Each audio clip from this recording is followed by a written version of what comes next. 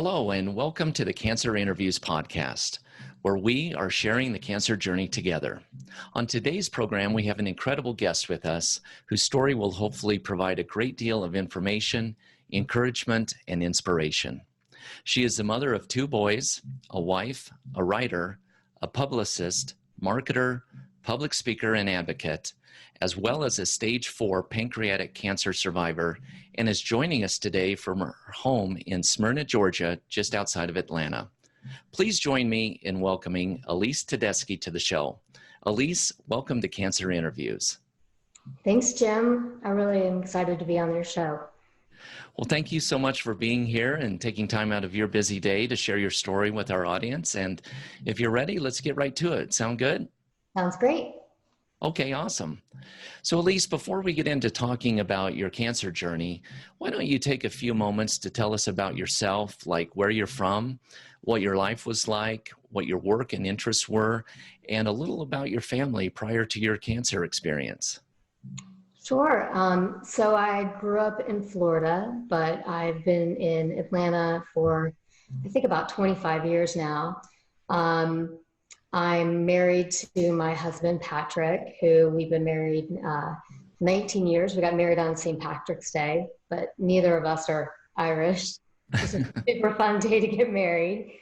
So I have 2 boys. Right now, they are 14 and 16, Jake and Ryan. And I also been a career woman my whole life. I think stay-at-home moms are amazing, and I think it's much harder to stay home than go to work. But probably right before my diagnosis, I was traveling a ton for work. I'm in marketing and do PR, and at the time I was doing sales as well. And I was traveling all the time, and actually in a lot of pain, but and we'll get to that, obviously. But yeah, I'm just a person that I love to be really busy and really close to my family. I have 3 siblings, and that's probably, I guess that's pretty me in a nutshell. Okay. Well, awesome. Well, what was your overall health like in the years prior to cancer? Pretty normal. I mean, I never really had any big health issues. Was good about getting checkups and all that sort of thing. When I guess I was in my early 30s, I have a sister who's 11 years older than me, and she had gotten diagnosed with breast cancer.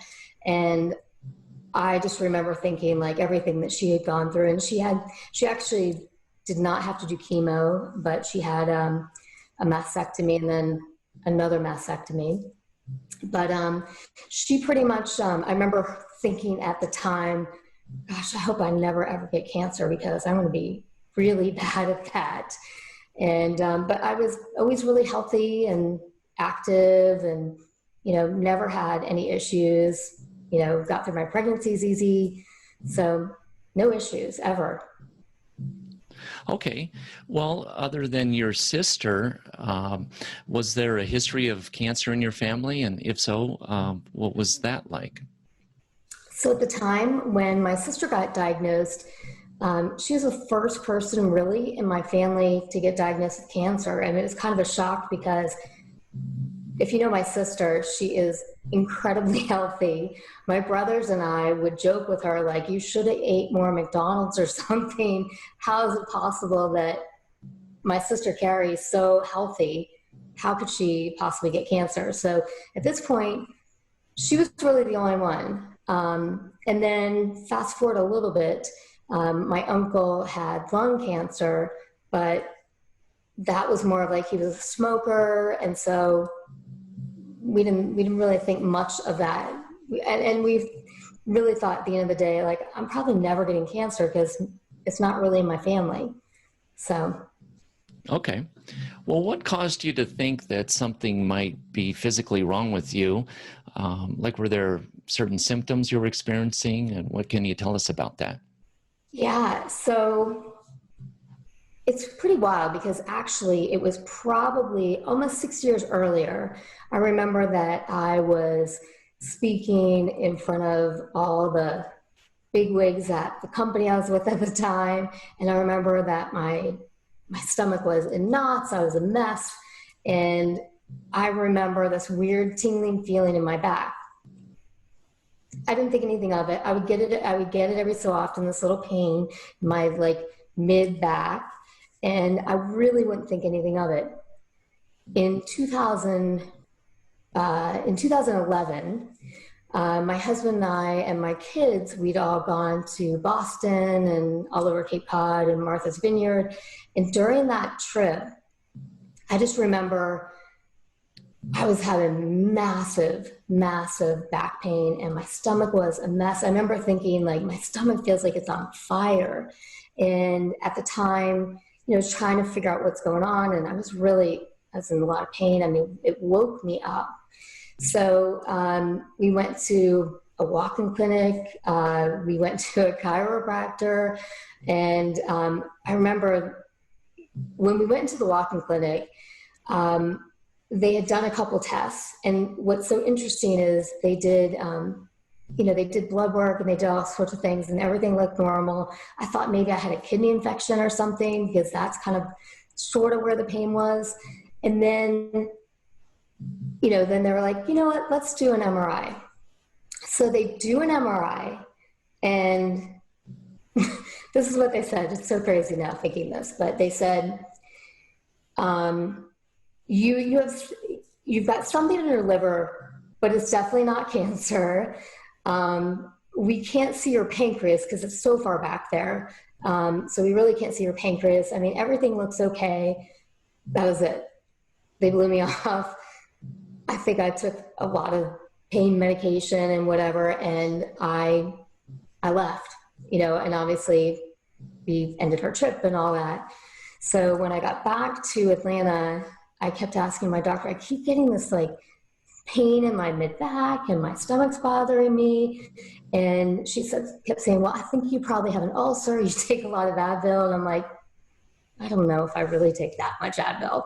So she decided she did an MRI at the time.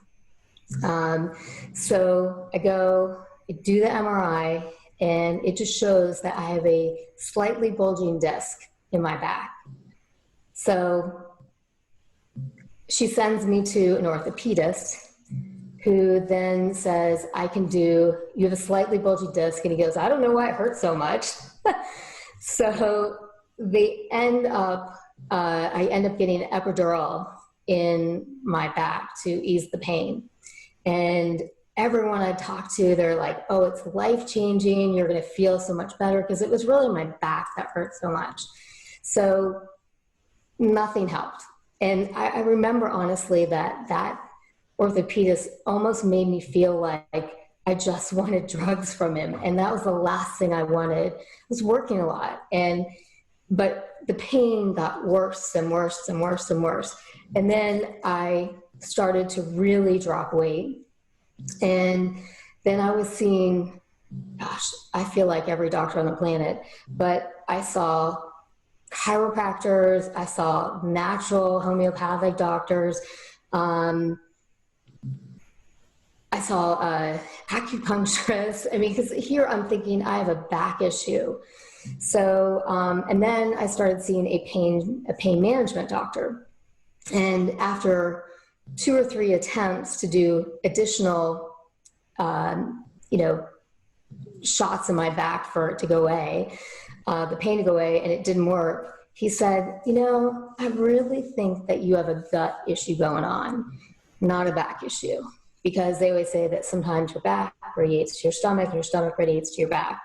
So at that point, I decided I switched internal medicine doctors.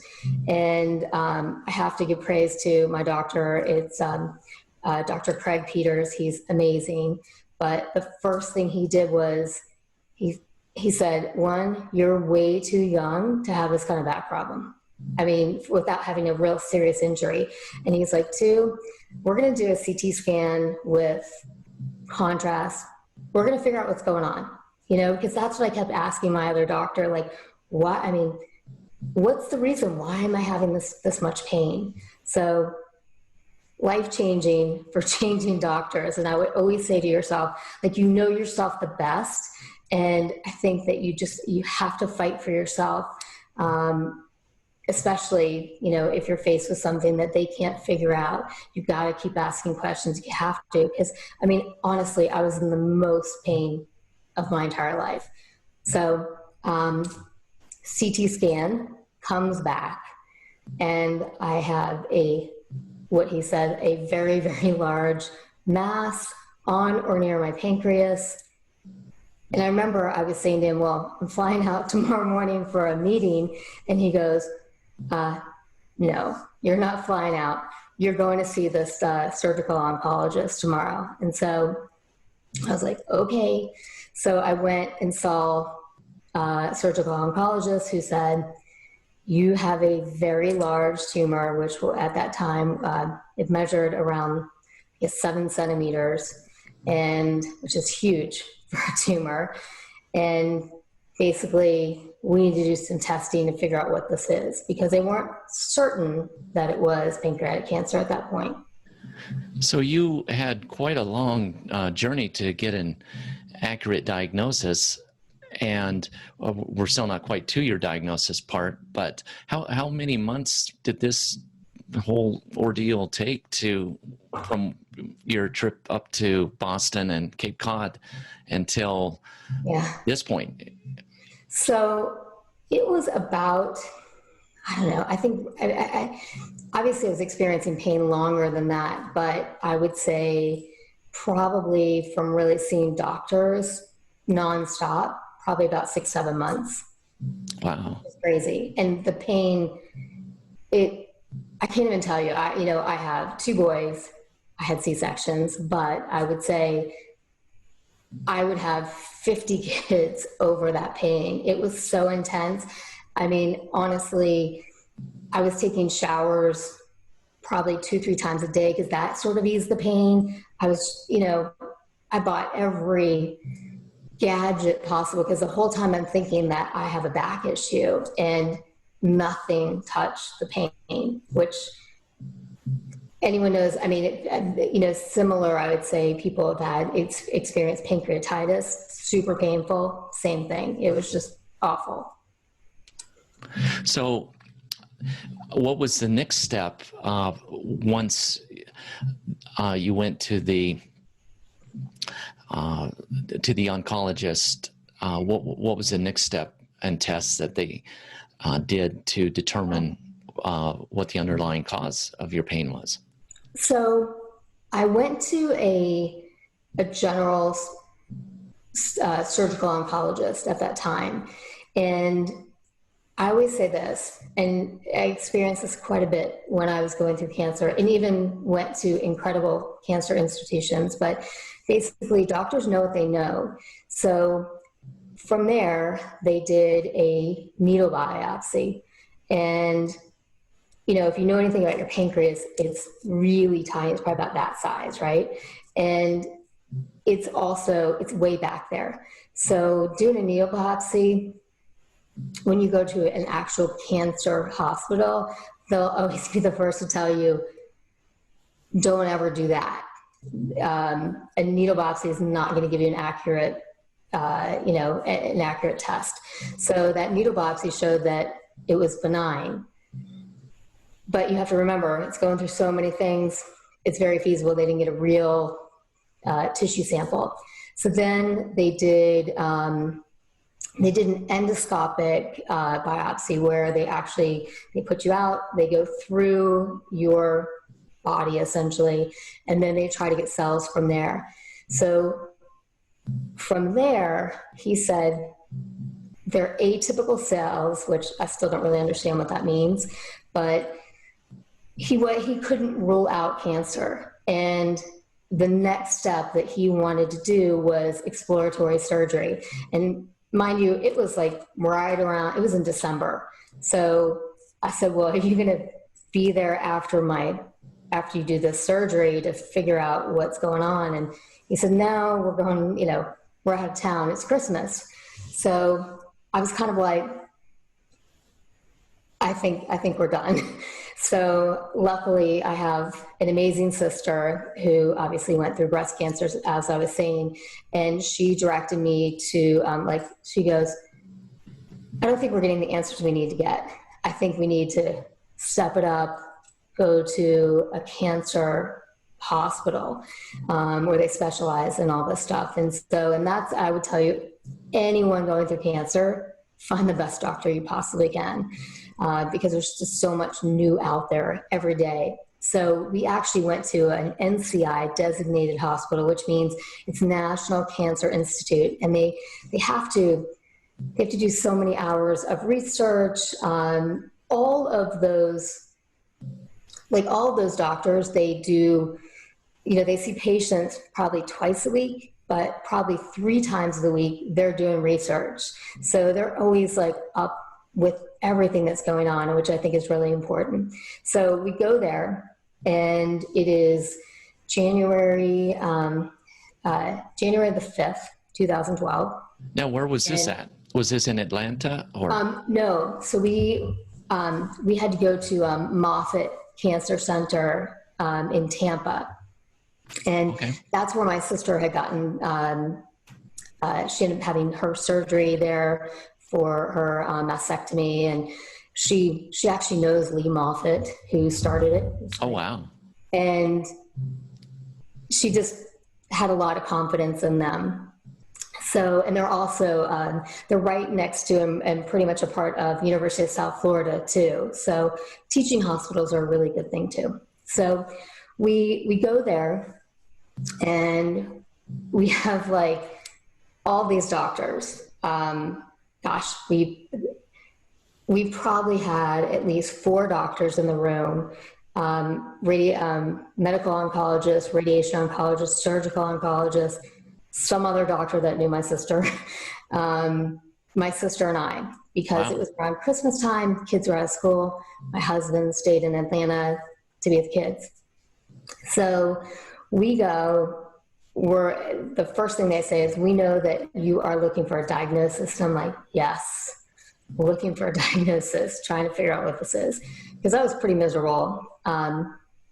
So they go, well, based on, and mind you that my sister was able to get all my scans sent to them in advance, and also sent the tissue biopsy that they were able to get, which they couldn't remember, they couldn't determine what it was. So now it's going in front of these doctors that see this kind of cancer every single day. That's their day. So they said, well, based on what you sent us and all of that, we had tumor board, which is where they take all these doctors and they all look at everything. They all give their opinion, and together they come up with what your diagnosis is. And from there, they actually said, at this point, they said, you have a locally advanced pancreatic cancer. Wow. And that in itself was, like, I can't even really explain it into words of what that felt like. It was just like, I kept thinking in my head that it was something weird I had. And the previous surgeon had said to us, whatever this cancer is, it's inoperable, because you have your superior mesenteric artery, the tumor's wrapped around that. So it's inoperable. Wow. And so they say that.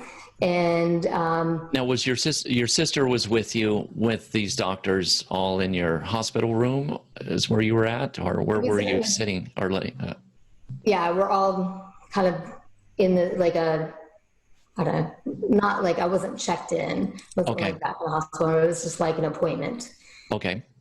So I'm super shocked. And one of the doctors said, you know, your sister, which I knew this, my sister was BRCA or BRCA2 positive, and my mother had tested positive for it as well.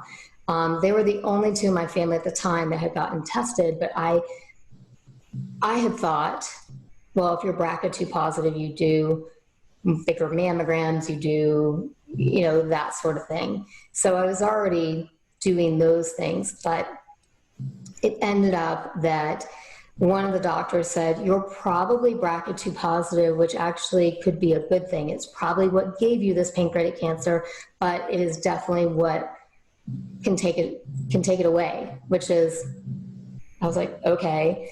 And then, but they wanted to go through more tests, and they wanted to determine, like, I had not done a PET scan.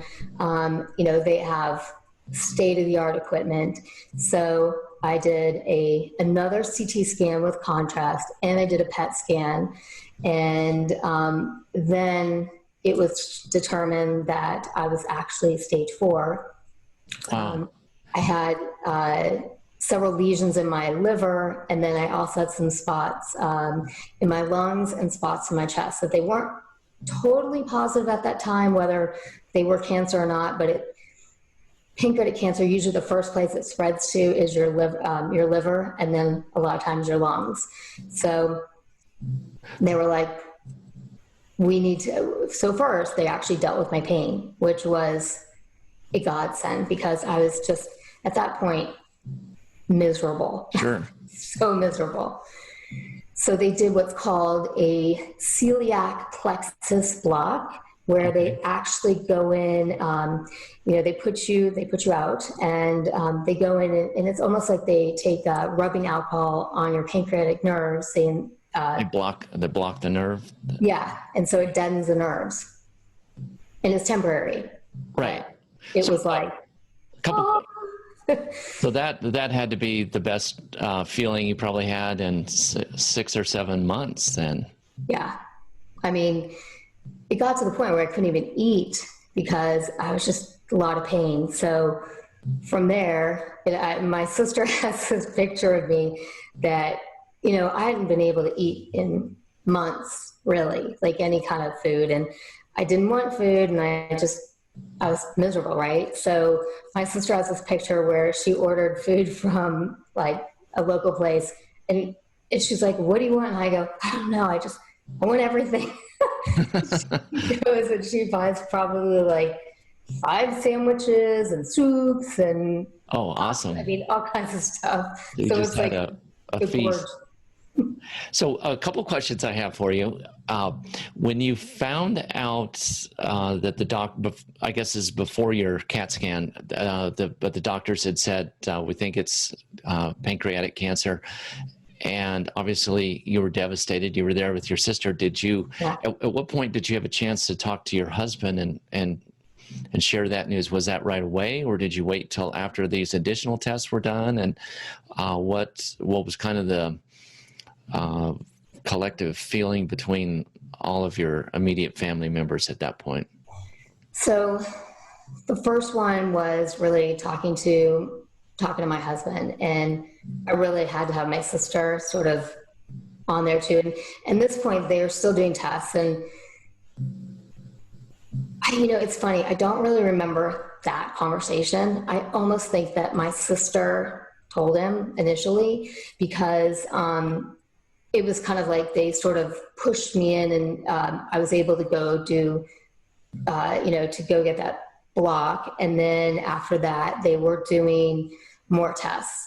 And I do remember that we did have a call, like a conference call with my family. And, it's my mom and dad. It is my 3, my sister's there with me, but my 2 brothers, their wives, their kids, not my kids, thank God, because they were little. They were like, they just turned 6 and 8. So they were kindergarten and 2nd grade.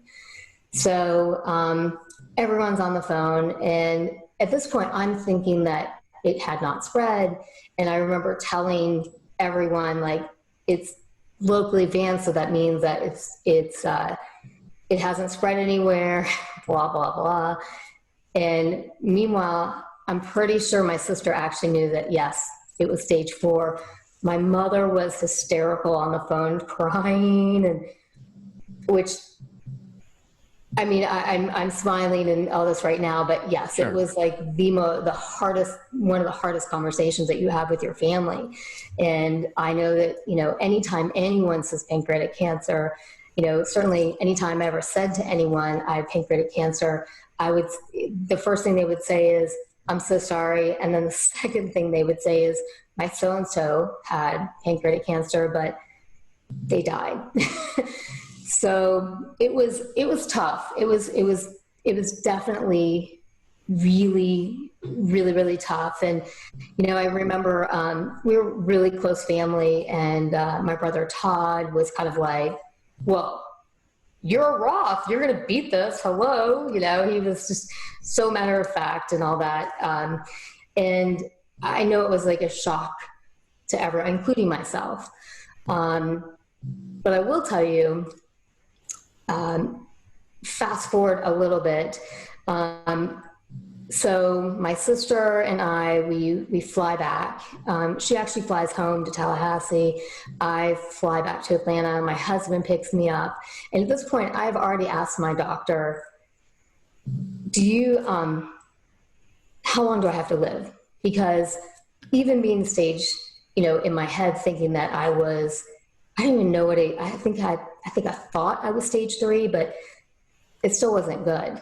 And I kept asking him, like, you know, how long do I have to live? And he kept saying, that's not your prophecy. That's not your prophecy. He didn't want to tell me. And finally he said, okay, well, most people in your condition don't survive longer than 9 months. And I was like, okay. And for me, it was more of like, I just wanted to just grasp my head around like what I was dealing with. Even though in my heart of hearts, I was kind of like, well, if anyone's going to beat this, it's going to be me, because I'm not leaving my boys. So I was just super determined. But that ride home with my husband was the hardest, because I actually said to him, okay, so what are you going to do if I die? And he was like, I think maybe the kids and I will move closer to your parents. He was really, you know, so then close to my parents. And it was the hardest conversation that you ever had. You know, you just don't ever expect to have that kind of conversation with your husband. So that was super difficult. So. Wow, that's heavy. So at this point, you're back in Atlanta, and they completed the tests that they completed in Florida. Right. But you still didn't know quite what your staging was or what your treatment plan was yet. Did you pursue any other opinions about treatments and or your staging? What were the next steps that you took? So it was actually that my doctor at Moffitt, who unfortunately has now left Moffitt, who was amazing. And I hope if he ever listens to this, like, I hope he reaches out to me, because he should be celebrating with me. But he's Gregory Springett, Dr. Gregory, he's amazing. Super brilliant guy. But so he had worked it out. He said, once you find an oncologist here in Atlanta, so he goes, chemo's chemo, you can do it anywhere. So I knew that I was going to be doing chemo. And so I found a doctor in Atlanta, and she didn't specialize in pancreatic cancer. I don't think so at all at the time, but she was young and she was absolutely willing to work with him. So this is how I found out that I was stage 4. Is that when my husband and I went to talk to oncologists and determine where I was going to do chemo. One of them was to one at Piedmont Hospital, where they kind of showed us around, introduced us to this doctor. The doctor had already gotten all my information, had basically, you know, gotten like, here's the instructions of what I'm going to do, you know, what chemo and all that. And we go into her off in the, you know, our first appointment with her, basically she's talking to us about the chemotherapy that the doctor, Dr. Smyrna had asked her to do. And I said something about like being stage 3. And she goes, well, you know that you're actually stage 4. And I went, what? But my doctor told me he was treating me like stage 3, because that's what I remember.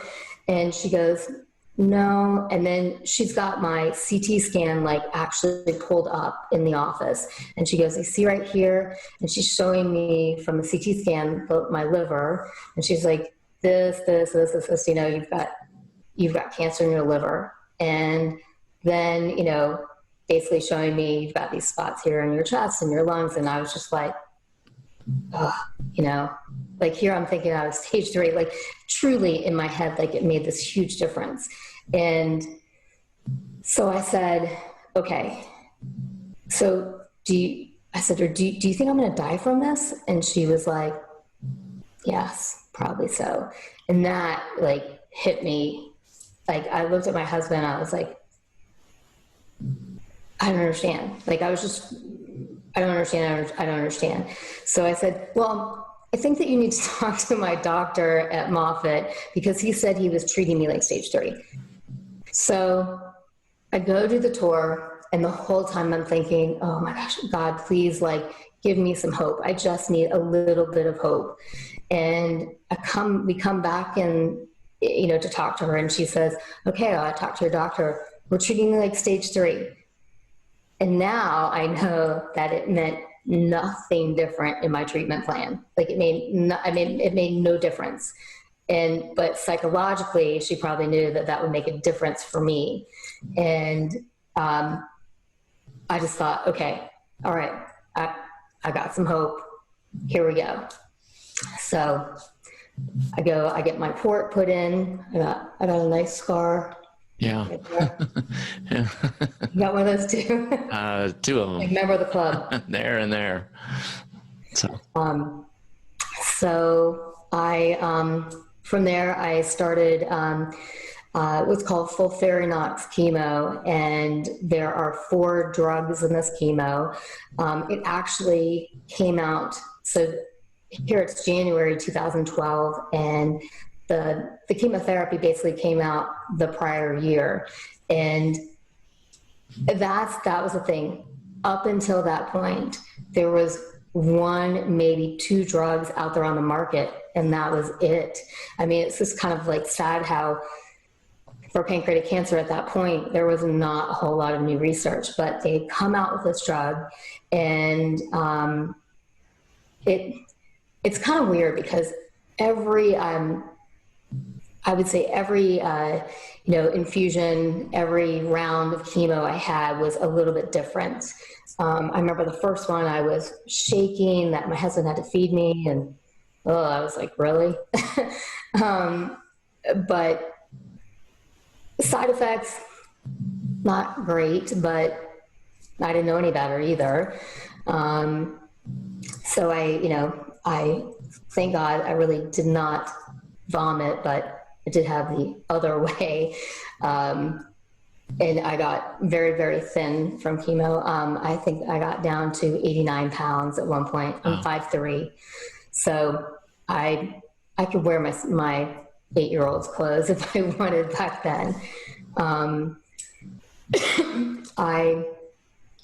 So I did 12 rounds of this chemo, and chemo does have like this sort of cumulative effect. So one thing was neuropathy, where you get this like tingling sensation in your fingers and your toes. So I'm an absolute high heel kind of girl, and I had to wear tennis shoes pretty much all through it. But I got through it, and that's the thing. You just have to, it is what it is. I always say one thing that was good for me was that I actually I would envision scrubbing bubbles every infusion I had. And I always hear that everyone should have something that they think about. Someone said to me recently, yeah, I thought of Pac-Man. getting all that chemo or getting all the cancer out. So I would always think scrubbing bubbles. I don't know why, but I just kept thinking, yep, they're getting all that stuff out of there. Rubbing it out, right. So when you started your chemo treatment, was that pretty much the only treatment choice that you had to decide between, or did you have to make a decision with treatment plan A, treatment plan B, or treatment plan C? What was that process like, and how did you make that decision, or did you just say this is the one treatment and let's get started and get going? I mean, it was either do this chemo or really maybe one other chemo that really had been around for years and years and years that didn't have really good survival rates. So at the time, I will tell you this, the survivor rates for pancreatic cancer, and this is 2012, I believe that they do this overall survival rate. So those people on any stage, those that survive beyond 5 years at that point, I believe it was right around 5%. Oh. And for stage 4, it was around 1%. So not very good odds at that time. And I just would kind of have that thought of like, well, someone's got to be in that 1%. And sure, I would tell you this. I mean, one thing that was a big part of my journey was also faith. And so many things happen in that sense. And honestly, I felt this incredible sense of peace about going through this. Like, I just, it's kind of like it says in the Bible about like the peace to surpass all understanding. And quite honestly, that's what it was for me. I was never really a religious person. I grew up Jewish. I mean, that's a big part of my journey, is like my faith journey. But I would say I felt like the whole time, like God was like tapping on my shoulder going, do you see that person I put in your life? Do you see that person you put in your life? And I mean, the peace was kind of overwhelming. I even said to my husband, I know this sounds weird, but I feel like I just have this incredible peace about this. And I know, I mean, deep down, like, I know I'm going to be okay. And my husband said, I'm so glad that you said that, because that's how I feel. And I didn't want to tell you that because I didn't want you to think that I'm feeling like this is less than what it is. So in that sense, I think even when you're going through this incredibly difficult time, and yes, very more likely to not survive than survive, I just remember thinking, okay, like I have this 9-month window, right? And I remember thinking, like, my kids are going to have good memories, no matter what, whether this goes south or not. I just felt like I've got to make great memories for my kids.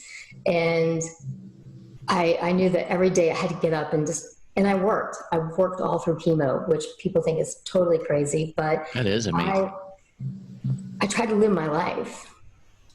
So I always think, like, I don't think anyone wants to sit around thinking like, oh, I had cancer and just give up. And sure. I mean, so your faith really gave you the strength that you needed to remain positive and to have a optimistic outlook and continue with your work and living your life with your family and your kids and so forth. Yeah. Through the process. And I would say this too.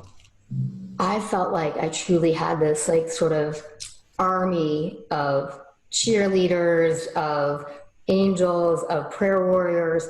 My family was amazing. We have a really tight, close-knit family. And I never imagined that our family would become closer, but we got closer. My brothers and my sister-in-laws, my parents kind of moved in with us for a while. There was always someone here. And it really wasn't like, I need you to do stuff for the kids or I need you to cook dinner. I mean, my husband's like, insanely talented in that. Like, he'll cook dinner, get the kids, put the kids to bed. I mean, he was like, do all the laundry. He's been Mr. that guy. Mom. So, but people would do all sorts of things. I think it's amazing to me. I mean, people just would bring food to us. I have a friend, Jen, that she just would say, have your kids ready to, have them ready in 30 minutes. I'm taking them here. And that was super, super helpful because they were little. And as I got through chemo, I got weaker and weaker.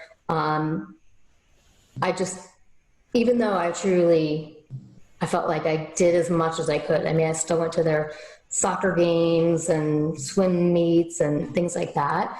But, as chemo progressed, I still went, but I was pretty weak. Sure. Well, I'm sure that meant a lot to them at the time. And as they get older, I'm sure it'll mean even more to them looking back at your commitment to them during that difficult time. Did you do all of the treatments that you did in the Atlanta area, or did you have to travel again for any or all or part of your treatments? So I did. So I had done 6 rounds of chemo, and I went back to Moffitt to do scans. And actually, they found that my tumor had the 7-centimeter tumor had almost shrunk in half. I mean, it was pretty unbelievable. So I was doing very well with this chemo. At that time, my sister, who honestly, she became, we call her my medical advocate, but she was also my nag. So she was pretty funny in a sense of like, we called her my nagavit, because she, what are you eating? Are you sure that that's right? Blah, blah, blah. She's my older sister. She's always been that way for me. Right.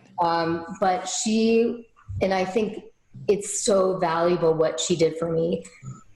Clearly, someone I trust with my life, who is a lawyer by trade, but just decided to, learn everything she could about the disease and about the new research and everything. So she said, we went through 6 rounds. Let's just go get another opinion. Just see if we're on the right track. I think we're on the right track, but let's just go see. Sure. So we jump on a plane, and I won't say the hospital we went to, but it's a very big, a very popular, big daddy of cancer hospitals. And where was that at? I think too, you got to find the doctor willing to fight for you. Sure. So this doctor, he does this exam. I thought the exam was kind of weird, but whatever. And I had said something about, I'm BRCA2 positive. And so there's all these studies that show that the chemo I was on, it just was more sensitive with people that are BRCA2 positive. So he's like, well, I don't care about that. And that was kind of weird to me, because then I realized that doctors know what they know. So he did say to me this, and I was like, I'll never forget these words, my entire life, is that he said, here's the deal. Your doctor is crazy to give you 12 rounds, 6 more rounds of this chemotherapy. He said, you will not be able to walk. You will not be able to dress your kids. And at the end of the day, you're going to die from this anyways. So I would rather give you a less aggressive chemo to give you a better quality of life until you die. I was just like, wow. And I'm a very chatty person, as you can tell. Sure. And I just shut off, because I just kept thinking to myself, like, not my doctor, not going to be my doctor. And sadly, I get it. I think he wanted to be transparent. I think he wanted to, this is what he knew. This is what the statistics would say. But that's why I would say, I think sometimes, we're brought up to not question what our doctors say or do, right? I mean, they're the authority. They've gone through all the school. They're incredibly smart, but they don't know everything.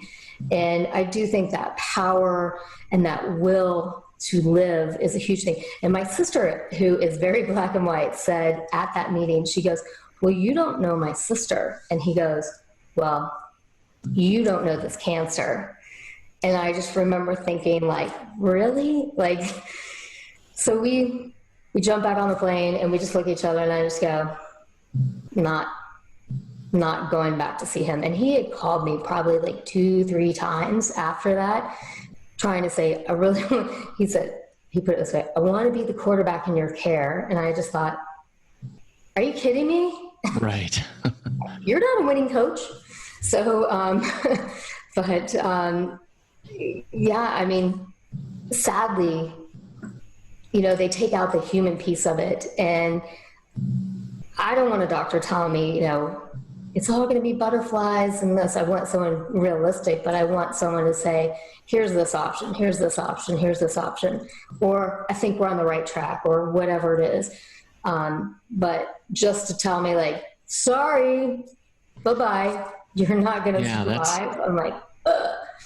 Well, it's an important part of the cancer treatment process, in my opinion, to have confidence in your doctors. And if that means getting a second or third opinion, till you really find someone that you are confident in, because you're trusting their advice and opinions with your life. So not everyone has that luxury, unfortunately, to get a second or third opinion. But if you can, having a doctor that's, that you get a mutual level of understanding and comfort with is certainly the way to go if possible. So after sounds like you moved on from that doctor, what was the next step? So I finished, I did finish 6 more rounds of chemo, and I could walk and I could dress my kids. Just saying, I wanted to send him a video of me like doing a dance or thing or something, just because I was like, really? You don't know me. Right. But, so after that, I end up, I go back to Tampa and they're like, we want to take you off this chemo. It is, side effects are rough.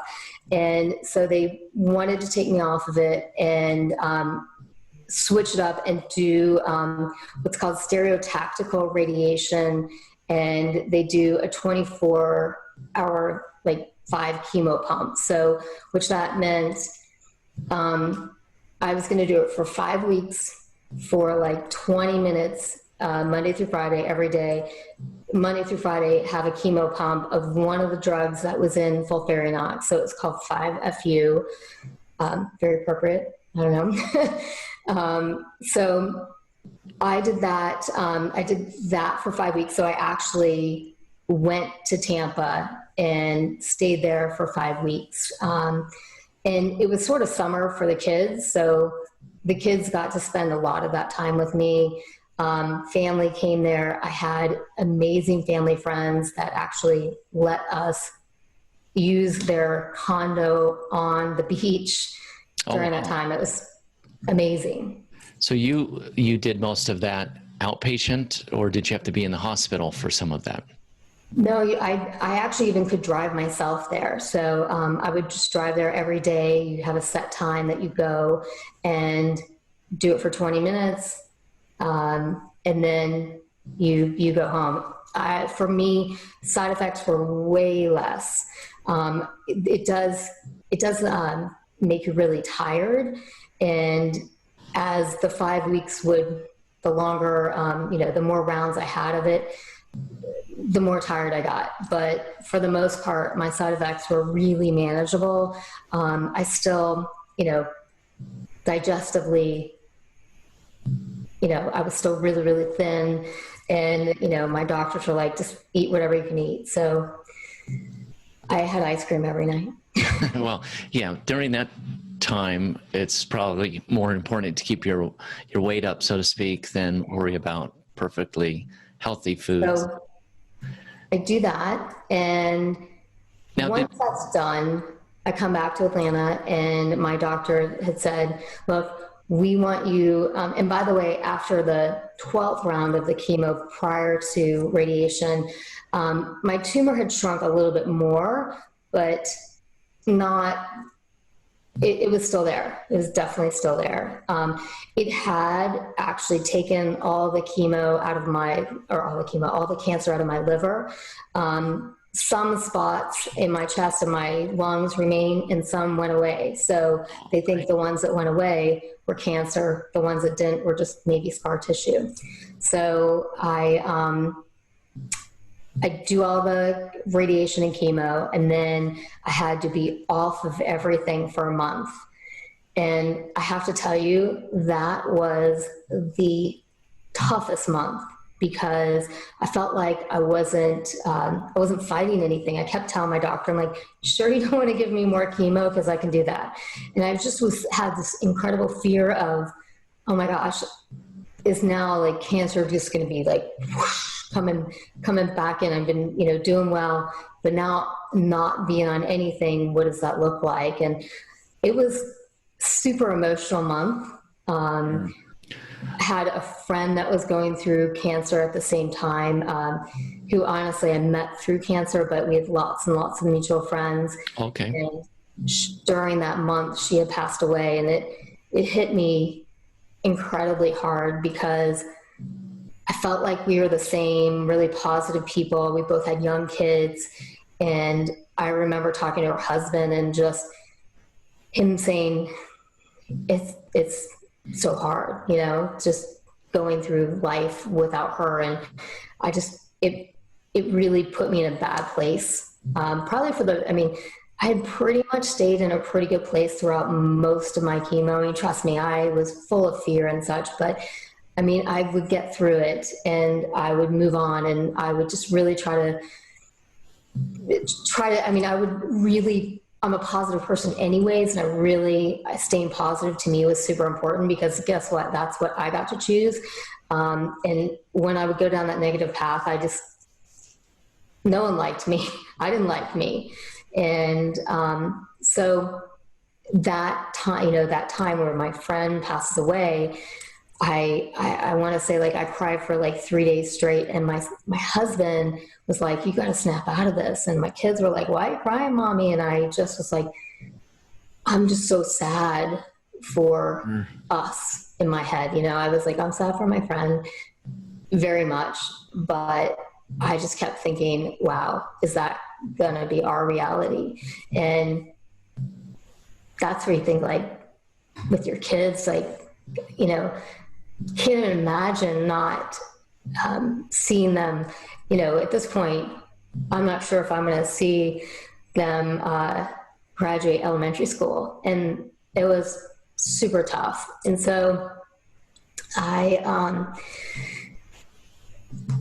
got through that month, and I will say there was like a night where my husband had an event, and basically that night I just cried and prayed and cried and prayed till I fell asleep. And that next morning, I tell you, whether you're religious or not, I think prayers can be answered, because I woke up that next day and I felt like every burden had been lifted off me, that the sadness was just completely gone. And I looked at my husband and I said, I'm okay. And he's like, okay. And I go, no, I'm okay. And I had said, I have really good dreams. I just know I'm going to be okay. And he looks at me and he's like, okay, good. I think he was just really happy that I wasn't crying at this point. And the next thing I said to him was, I don't think I have cancer anymore. And he just kind of looks at me like, and I go, I know I just said that, but that's how I feel. And going into that scan at that point, which was 2 weeks later, you always get this like scan anxiety. Sure. I usually am not a nice person. I usually like have to yell at my kids or something, and then I get over it, and then, you know, we pray together as a family, and then I basically, I'm like, okay, I'm ready to go. But that was the first scan that I went into that I felt like, I'm okay. I didn't care. And I remember thinking to myself, like, I don't even care what the doctor says.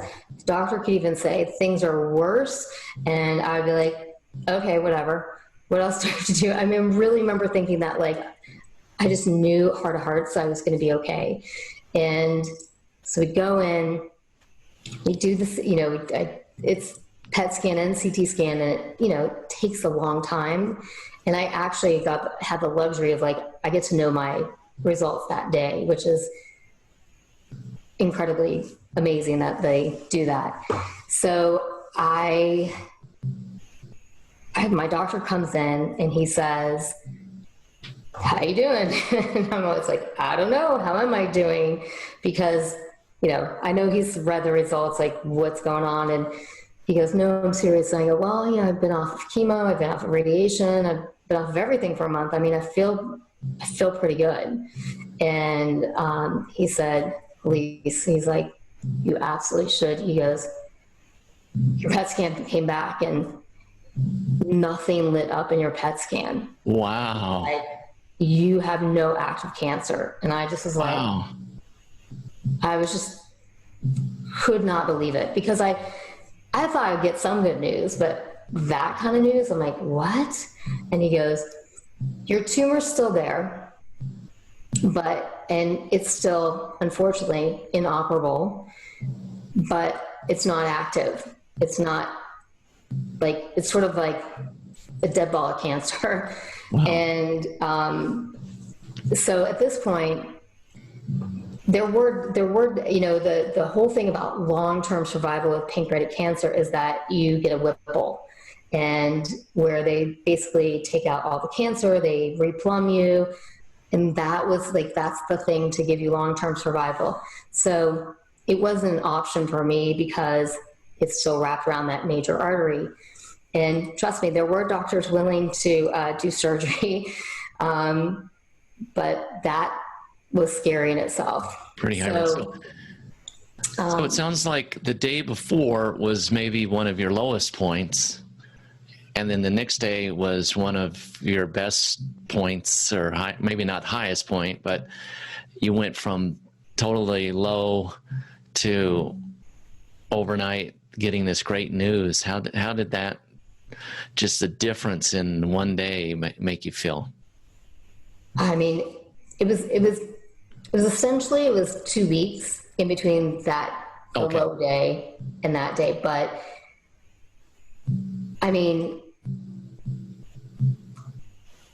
it's like the dream that you've been waiting for. It's like you've hit the lottery.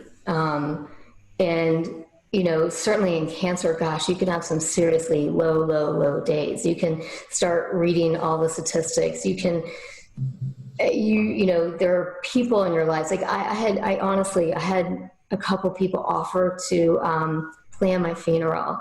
Whoa. Yeah. And I get it. And it came from like a lovey place, but I wasn't ready for that. Right. And when I got this news, I mean, I was just so floored. I mean, my doctor was kind of like, I kind of sort of found out like I was like the talk of the hospital. Like it was just like the biggest miracle they'd ever seen. And, wow. You know, awesome. Here's like against all odds. And I do think there's like this huge mind body connection, because I guess for me, like I was very much in that mode of like, I'm not leaving my boys. Like, right. I'm not leaving my boys. And then I would say, no one else is marrying my husband. But it was like the most incredible day. And it's funny, my parents were actually watching our kids here in Atlanta. And, you know, of course, my mother's like, I better be the first call. I'm like, of course you're going to be the first call. So I get to call my mom, and it's funny because I heard like more of it from my neighbor. So the kids were all outside playing, and my mom's out there, and, her and my dad are, speakerphone, and I'm like, Mom, I have no cancer. And wow. I want to cry now, but she, it's your mom, and Sure. she was just like crying, and, look at me now. Oh, that's awesome. An incredible day. And my neighbor was like, oh my God, you seen your mom after that? She was just like, hugging my boys. And so a quick question. Did, a lot of our listeners have to question, am I going to lose my hair during this process and so forth? And I lost my hair both times that I had Hodgkin lymphoma and chemotherapy treatments. But do you mind if I ask, did treatment cause you to lose your hair, and how did you deal with that? So, you can see my hair is pretty long, and I've always kind of worn it somewhat long. And so my doctor had said to me, look, your hair will thin, but it shouldn't all fall out. And so, it always depends on the chemotherapy, obviously. Sure. And, but it was wild because it thinned all throughout. It was really thin. And when I finished chemo, I started getting, my husband's tall, and he walking behind me, and he sees like 2 bald spots at the back of my head, and he's like, honey, you have a couple bald spots. I was like, oh crap, and my hair looked bad. And a girlfriend who actually went through cancer and was on the radio, good friend of mine, she gave me her wigs. And so I just decided, it looked really horrible, and these big bald spots in the back. So I thought it was only going to get worse. And so I just decided to do it myself. I tried to do it with my husband the night before, and he was like, can we just do it tomorrow? And I knew he was super uncomfortable doing that. But I cried about it the day that I thought, like, I'm going to shave it off. Because I think also it was hard. Like, I lost all my eyelashes, and without your eyelashes, you kind of look buggy, and I hated that. I think I hated losing my eyelashes more than my hair in a way. So I cut it off by myself during the day, and I shaved it and did it by myself. And it was a bit empowering to do it, because it was like, I'm doing it, cancer, the chemo's not doing it, I'm doing it. And I had told my kids about it, that was what I was going to do. And when they came home, I had my super fabulous wig on, and they're like, okay. And then they were like, can we see you without your wig? So I was like, yes. So I took it off, and I go, what do you think? And my husband is shaved bald. So okay. My older son at the time said, Mommy, I think you look good, but I think Daddy looks better bald. And then my younger son said, Mommy, he's like, I think you look beautiful with or without hair. I was like, oh, that's nice. That's awesome. Well, it is a harder thing for women, I think, or females to go through than guys, just because a lot of guys are bald anyways, and it's not. Yeah, they look good. They look good bald. But what's funny is that I don't look good bald, but but a lot of guys do.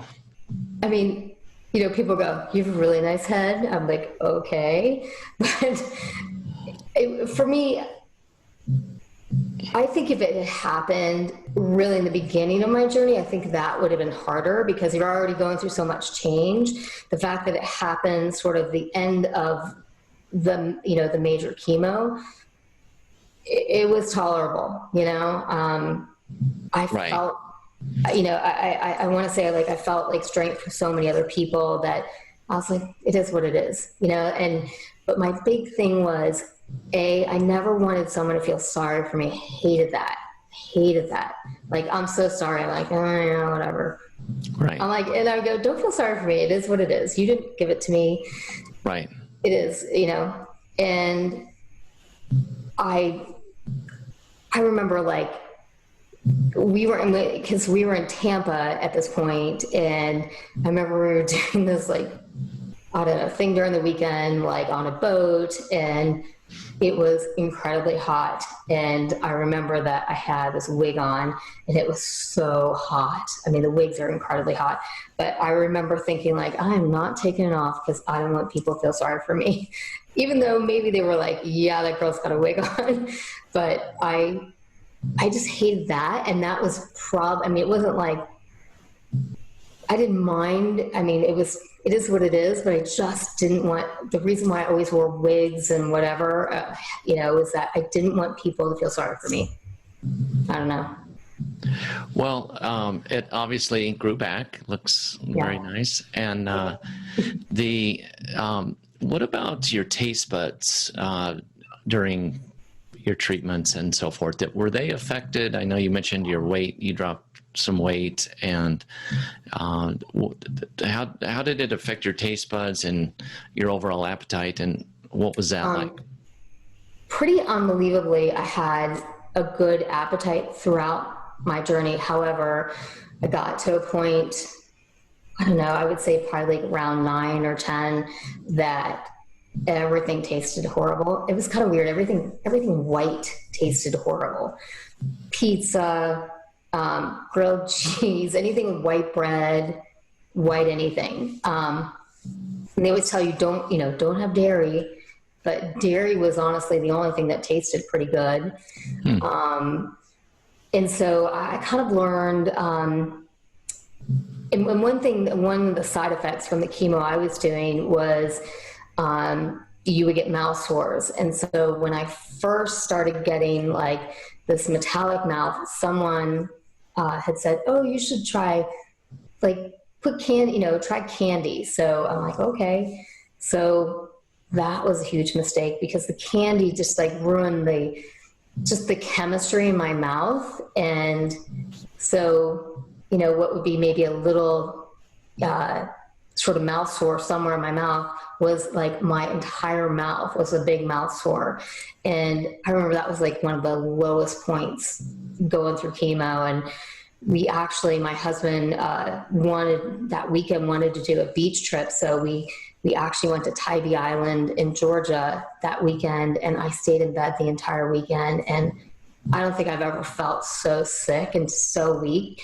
And I do remember thinking, like, because there were other people that went with us, and I remember thinking, I'm like, I bet they think I'm going to die this weekend. I mean, I didn't feel like I was going to die, but I just, like, everything tasted bad. And then in addition with the mouth sores, like, it added to it. So, like, any particle that I had felt weird in my mouth.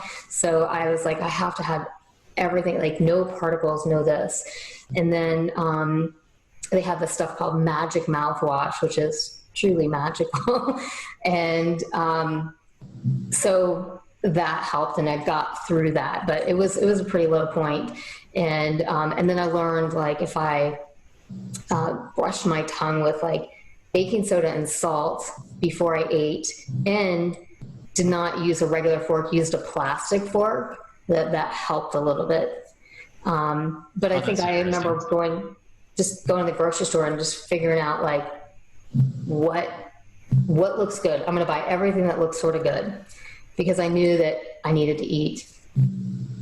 So, and after your treatments were all finished, your taste buds came back pretty much to normal, or is there anything that still lingers with your taste buds? Kind of unbelievably no. I mean, eggs tasted great all through my chemo, and I still like them. So I'm so thankful I still like them. But During, I would say during chemo, I love grapefruit, and I started getting allergic to grapefruit. And now it's fine. So, I have a lot of friends that have gone through chemo too, and they have certain things that just, they can't deal with. I don't know. I mean, I luckily I will say this, because it's pancreatic cancer. I mean, there's certainly things that I just cannot eat anymore just because my body can't take it. But that's kind of my new normal. Gotcha. So when the scans showed that there was no cancer remaining, was that when you were officially told that you were in remission at that point, or what was that? Were there any relapses after that, or what was that like? So my doctor was really, really hesitant to ever say the word remission. But, at this point, after all the treatment that I had so far, I hadn't had surgery, and there was still this tumor, even though it wasn't at that point active cancer. So I actually did a cutting edge surgery at University of Louisville in Kentucky. And it's they do this procedure called NanoKnife, or it's also called IRE, which is irreversible electroporation. And so obviously I can't, they can't physically cut it out. So NanoKnife is actually not a knife at all. So at this point, what they had to do was they did a full sort of like zipper cut, like they would, with some doctors do for a full Whipple. Realized they definitely couldn't do a Whipple, and they removed my gallbladder because I'd just gotten destroyed with all the radiation and chemo. And then they also, what they did, the NanoKnife, they use that. So it's these actually two probes that go into the tumor. And what it does is it shocks the tumor and shocks the cells within the tumor. And so even if there's healthy cells, those cells, what happens is like those cells get these holes poked in them because of the shock. And then they naturally fill with calcium. And they have, the good thing is what it doesn't do is, so it's wrapped around this major artery. It doesn't touch that artery. So it just touched like the tumor and sort of some cells around it, but your body rejuvenates healthy cells. So it did honestly exactly what it's supposed to do. And they do have trials going on with it, with the IRE or NanoKnife. But I was like my doctor's 75th patient, but he was like the number one guy in the country doing these surgeries. And surgery was super tough.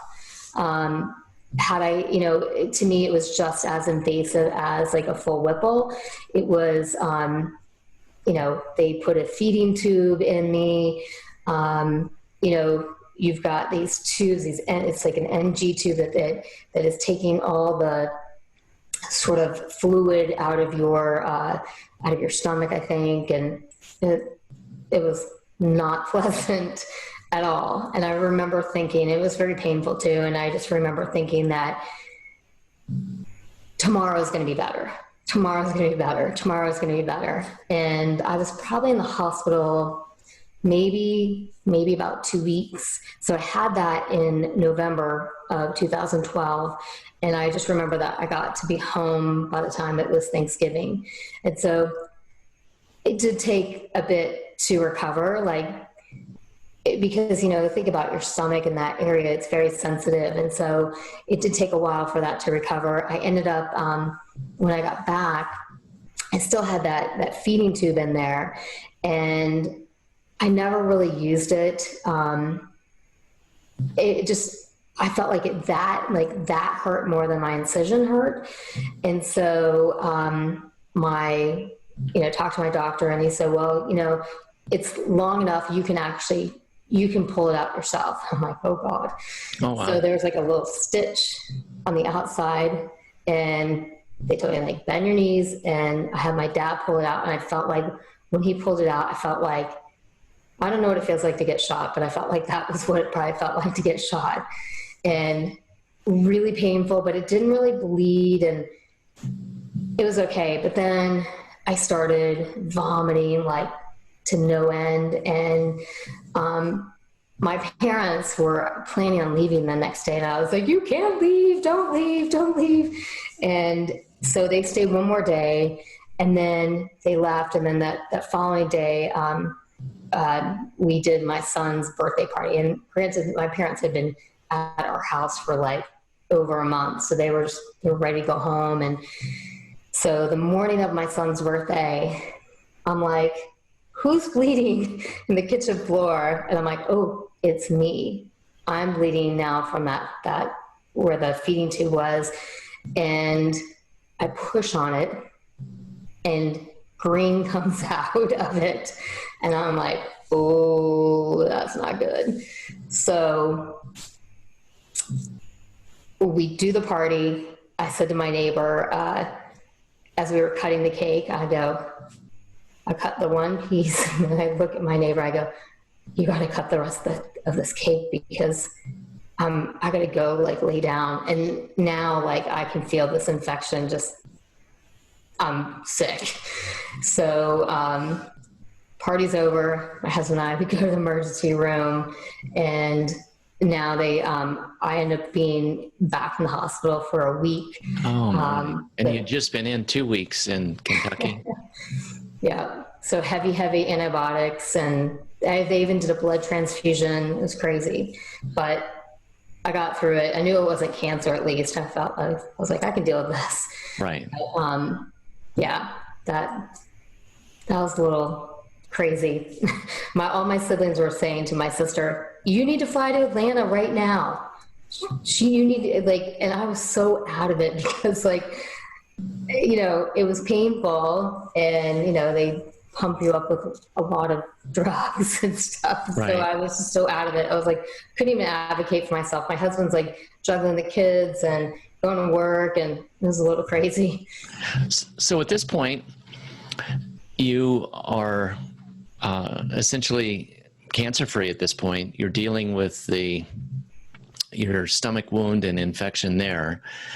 And then it sounds like it cleared up. Yeah. Was that kind of the,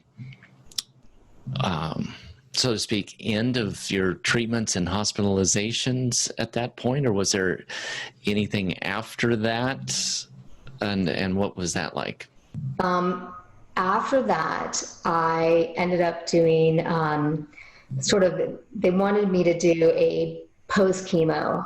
And prior to that, I told my doctor that I'm getting my port taken out against his wishes. And he was like, Elise, that's not a good idea. You need to keep it in for the next 2 years. And I'm like, I want it out, because psychologically, I needed it to be out. And I said, well, look, if I have to put it back in, then we'll put it back in. And it's like, but I need it to be out, because I'm saying I'm done with all this. And so post-surgery, I knew that they wanted to put me on sort of a maintenance chemo just to make sure. And so they gave me the pill version of the 5-FU that I was on, because that had worked well, the 5-FU did. But the pill version was different, because you're taking like big doses of it at different times of the day, and it's not like this slow and steady pump that's going in you. And probably in hindsight, I should have kept the pump, but I really just wanted to be done with it. Sure. And so I did the Xeloda, which is the pill I took, and that had almost different side effects. It made my hands completely peel. My hands and my feet constantly were peeling, and I started traveling. I was working, obviously, and so I started traveling again a little bit for work here and there. And I remember when I travel, I would wear these gloves because my hands were just a wreck. And I remember someone saying, "Oh, it must be really cold for where you flew in from." I'm like, "Yeah,"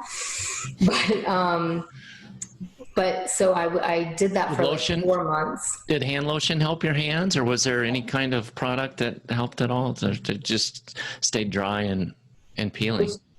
I think it's sort of kind of more like internal in a sense. Like I tried, I think, every lotion on the planet. Some are better than others, but I still feel like I have a hard time finding it. I mean, I like lotion on my hands every day.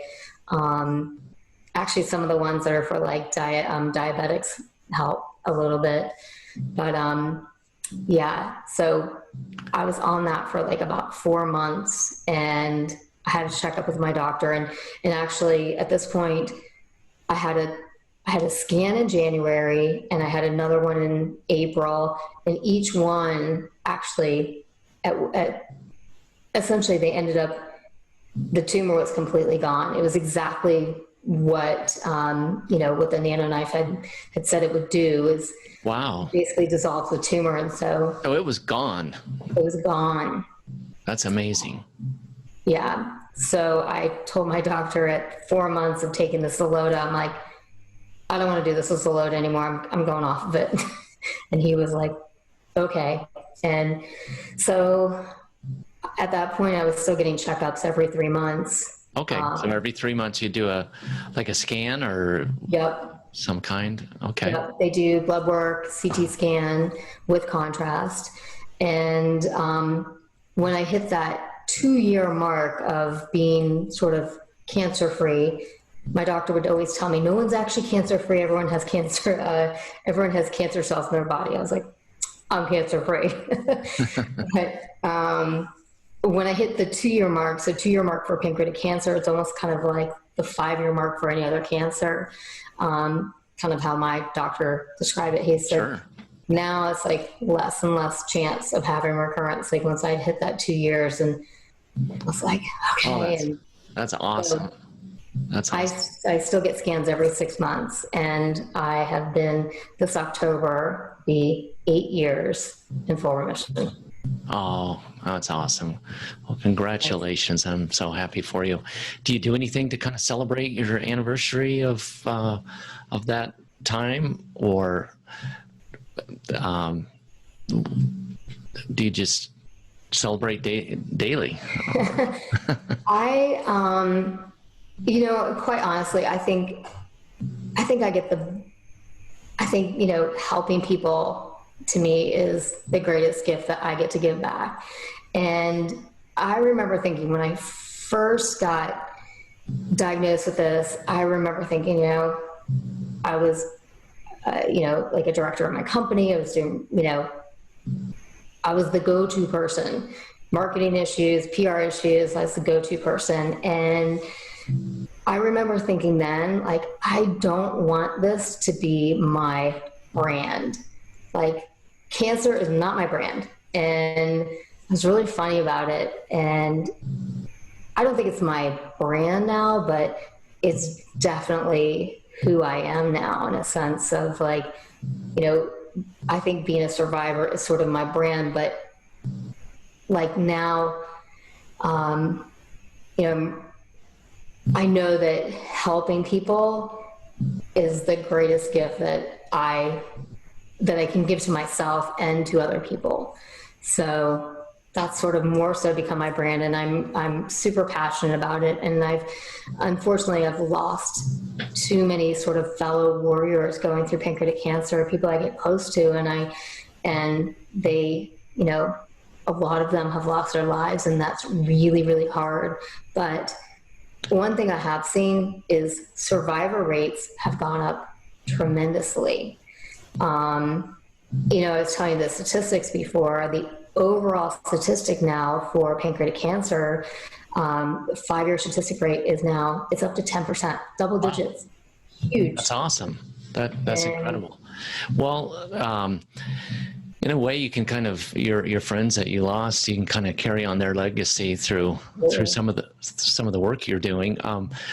What has been your kind of day-to-day life? What's life been like after going through everything that you went through? Tell us about that. I feel like I'm still very much the same person in a sense, but I feel like I do look at things differently. And I always think like when I'm up against a hard challenge, I mean, certainly everyone going through COVID, it's been difficult for everyone. And I always kind of think to myself, like, you know what, I've been through worse. Like I can absolutely get through this. And I really just try to encourage others to get through it. So day to day, I feel like, gosh, I mean, I don't feel like I ever like lost my life in a sense of like lost who I was, because even going through cancer, I felt like I tried to still live my life and do, being with my family. I'm super close to my 2 now teenagers, which crazy teenagers. they're got one of those. But I do look at things differently, and sometimes I might get stressed out with the kids about grades or whatever, and pushing them, and then I think like, oh, come on, like take a step back. Sometimes like what's their character and who they are and how they are to other people, I think to me, quite honestly, is more important. Sure. So absolutely. Well, I'm sure they learned a lot of that from you. And now you mentioned earlier that you like to write. What can you tell us about your writings that you like to do?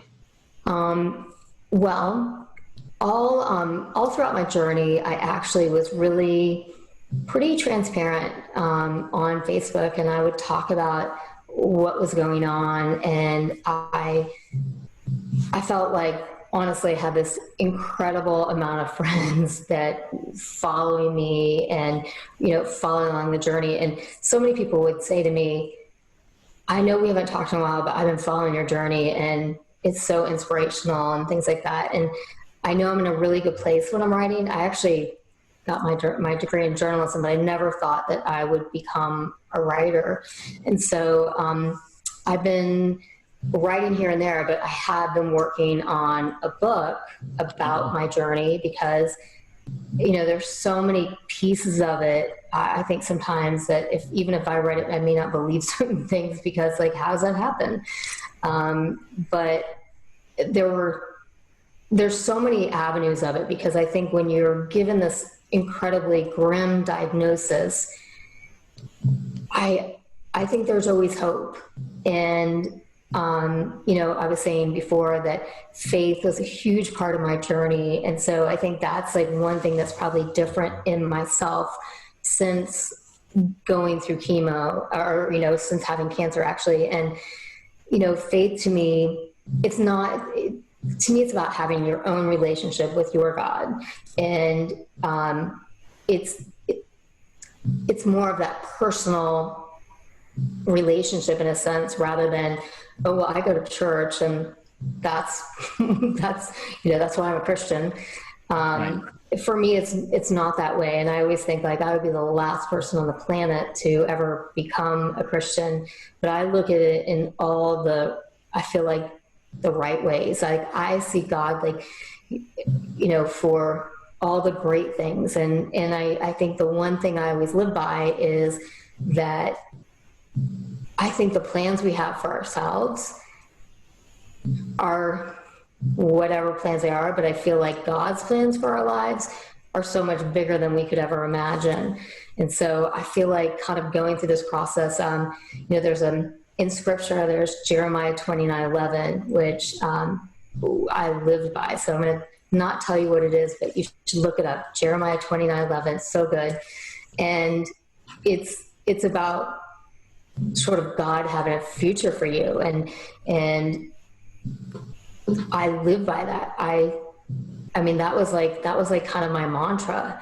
And whether I survived or not, I still, gosh, I will tell you this, through my journey and going through some of the worst days of my life, in a sense, a lot of those days were still incredible. Like, I honestly, I would say, I know it sounds crazy to say this, but that year of my life was the most amazing year, even going through cancer. And I honestly would wake up with just such joy, like truly bursting out of the seams. And I know it seems like very like unicorns and rainbows, but right. I think if you really dig deep, I don't know. I think God can give you that peace, that love, that assurance, whatever it is. And had I actually died, I was still like, I felt like I had lived what I needed to live, like I gave my boys knew no matter what that I love them. So I'm so thankful today that I get to be here and encourage others and be a mom to my 2 teenage boys, a wife to my husband, So I do feel like I see things that are really important in life. Oh, that's awesome. Well, it sounds like you've got a lot of good material and perspective to put into your writings and your hopefully soon to be book. I hope to be able to read it. Yes. Any idea on a time frame there, or what the book might be, or anything like that? I'm hoping it will come out like 2021. I'm hoping to finish it. I'm probably like 5 chapters in. You can follow me on Instagram if you want. Okay. Is Elise in the ATL. So ELISE in IN the THEATL, because I live in Atlanta. And my website is elisetedeschi.com.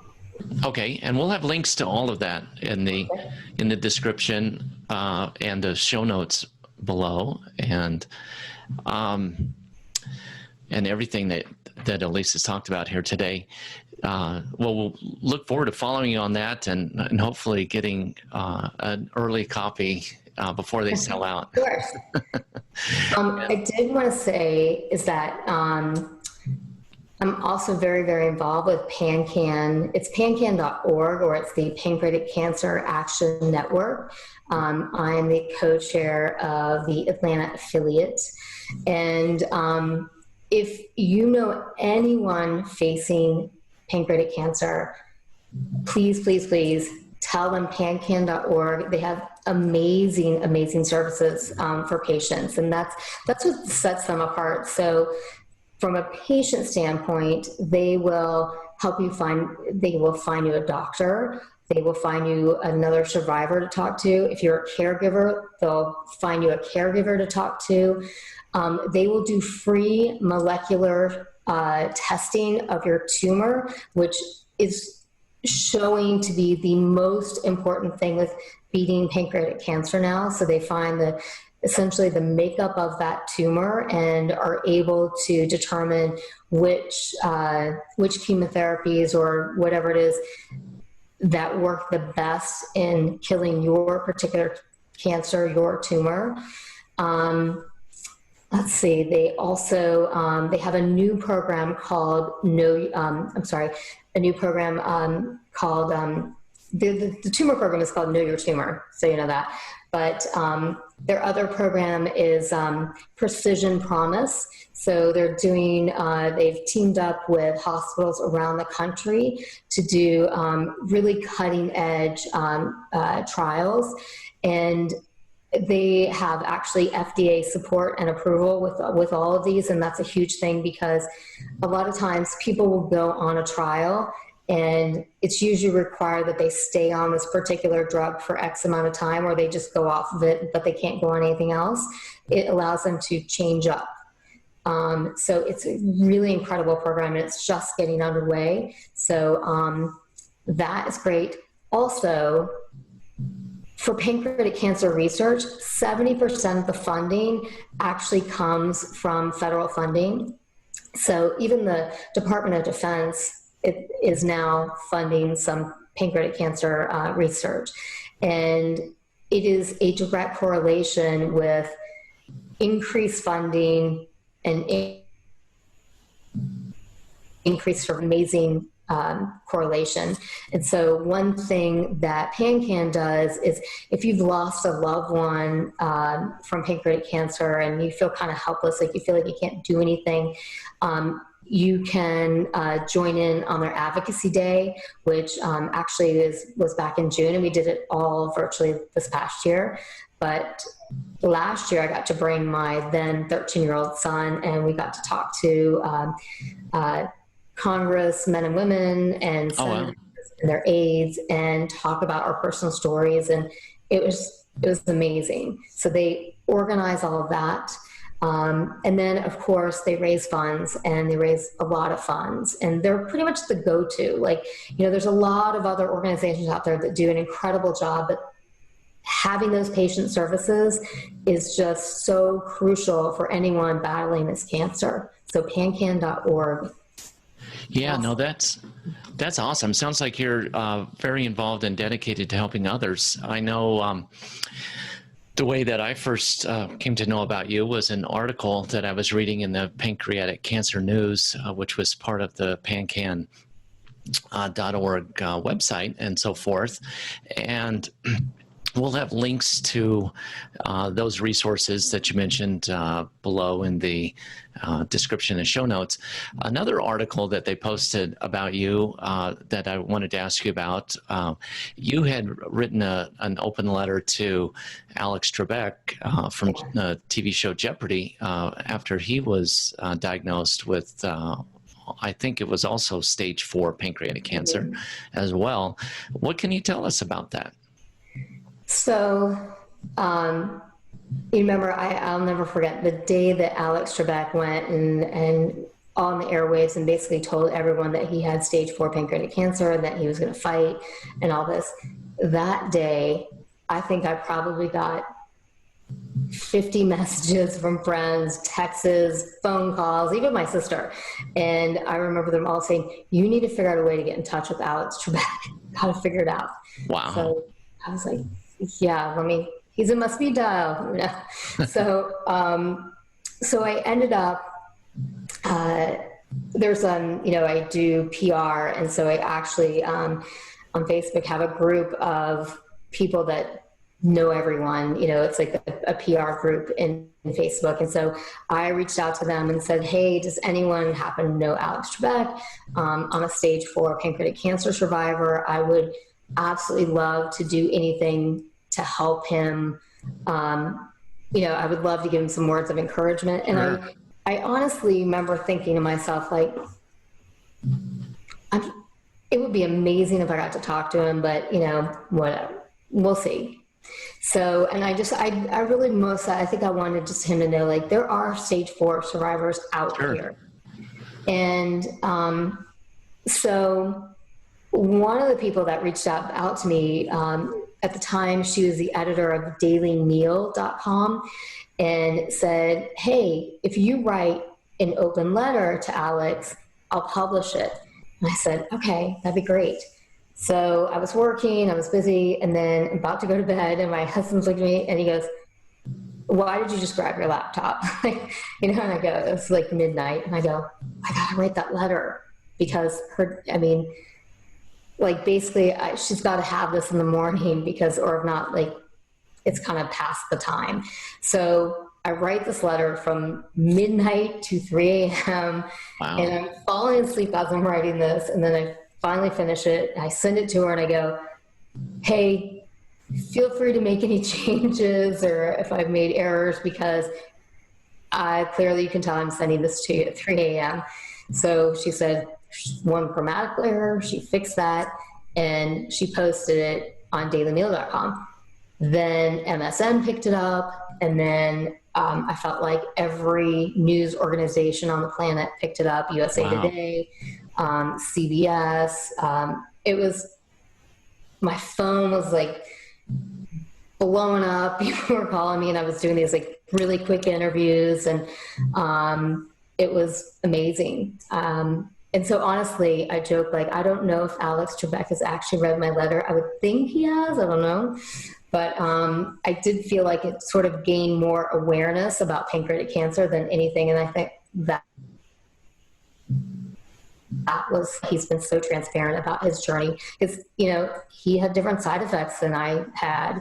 And I think it's important. Usually you hear about someone having pancreatic cancer after they've passed away, but he, you know, he's got his new season out. And yeah, I saw his show just came out Monday again. So I'm so happy for Alex that he's a survivor as well. And I am sure somehow, some way that your letter played a role in that. And not just for Alex, but for others out there who are also struggling with the disease. And that's wonderful that you are such an advocate and helping others. That's very admirable.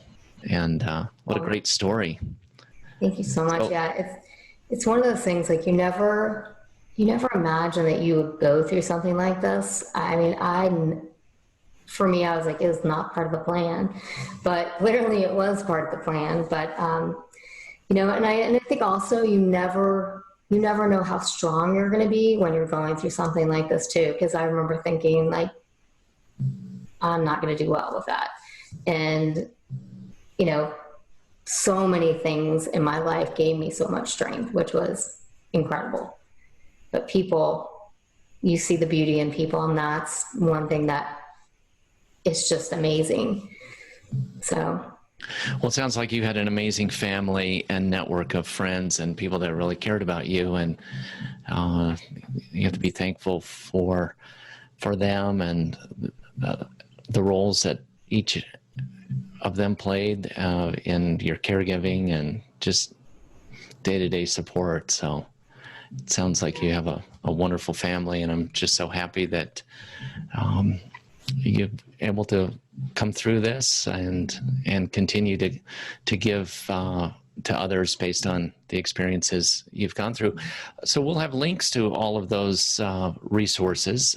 Is there anything else that we missed here as far as a link or a resource that you'd like us to post down in the description show notes? We've got all the pancan.org resources, your Instagram, your webpage, and the other things that you mentioned. Is there anything else here before we get to the last question here? I would say this, you know, I sort of have my like laundry list of advice if you're going through pancreatic cancer or any cancer. So I would say, number one, make sure that you get second and third opinions. A lot of times you don't even have to go to those particular hospitals. You can arrange that they can see all the scans and whatever it is, they can see all of that. And you could send it. Now there's so much going on with telehealth. It's actually a pretty good time to get second and third opinions, actually. Probably better than ever, rather than having to go to another hospital, go to another city. So I'd say that. I would say, have someone that you're close to be your medical advocate, because when you're going through chemo, you're not really thinking entirely straight. I have some crazy chemo stories, but it's one of those things where you need someone super objective. You need someone that can take notes, write down questions that you have prior. Also, the chemo nurses, they know everything. They know how to get through every side effect, weird ones as well. And I would also, I think a lot of times is incredibly hard for anyone going through something like this to ask for help. So if you're listening and you haven't gone through cancer and you've got someone that is going through cancer, don't ask, just do it. Just do it. Bring them a meal. Tell them, like, you're bringing a meal. I'm going to take their kids out. I'm going to walk their dog. I'm going to do this, that, the other. I think it's always so appreciated. And I think sometimes where we don't know how to deal with people that are going through cancer, like, do we talk about it? Do we not talk about it? And I would just have a conversation with that person and say, if you want to talk about it, let's talk about it. If you don't, tell me you don't want to talk about it.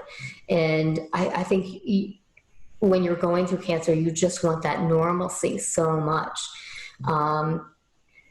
Maybe don't offer to plan someone's funeral. Not really a good idea. But so the last question, and those are great pieces of advice to both patients and their loved ones and so forth. If there was someone listening here today, and just one person, let's say, that you're speaking directly to, what would be your final thing before we wrap up here today that you'd like to say to them?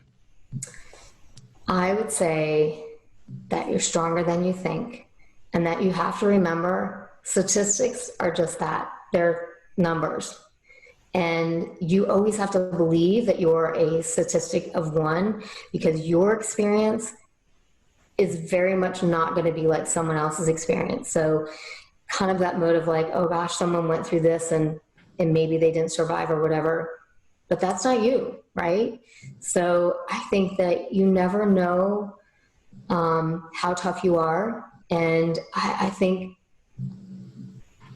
you can, if I can beat stage 4 inoperable pancreatic cancer, I think anyone could beat it.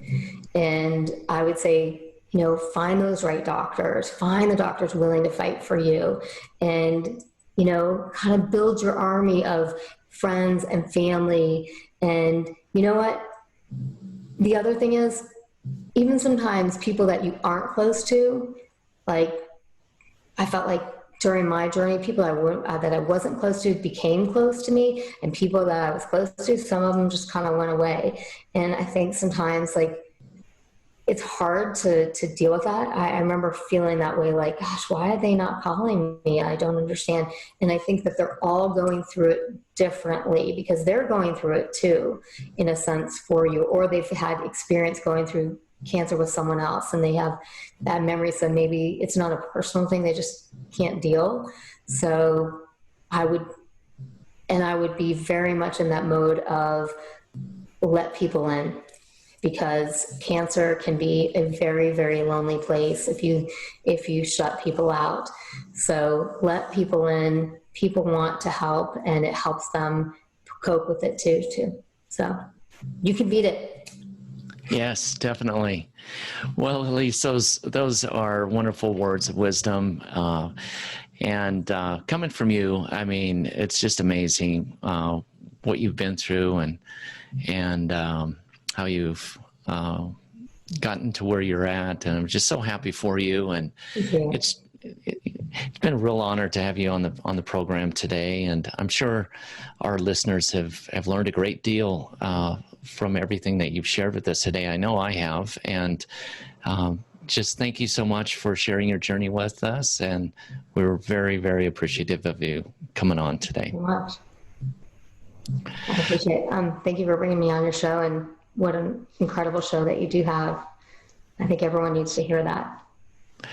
Well, you're welcome, and hopefully lots of people will be able to hear your story, and that it'll be a big help to them as they travel through their cancer journey. So for everyone listening, please take a moment and leave your comments below, and take a look at the description and show notes with all of the links to the valuable information that Elise has shared with us today.